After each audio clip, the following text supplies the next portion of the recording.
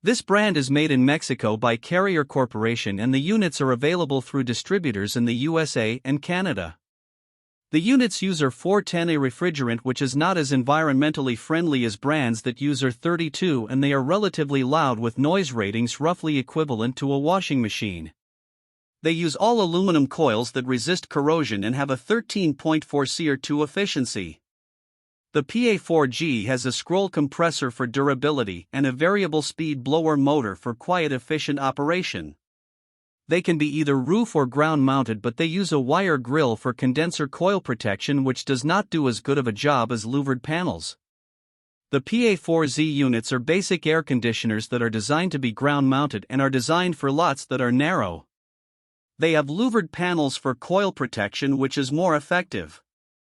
They are backed by a decent guarantee, but it does not include total unit replacement in case of compressor failure, which has pretty much become the industry standard. The brand does not offer models that qualify for the HvacRepairGuy Premium and Ultimate categories. This brand receives an overall 1-star don't buy rating from HvacRepairGuy. Please share your experiences with this brand in the comments section of the HvacRepairGuy YouTube channel.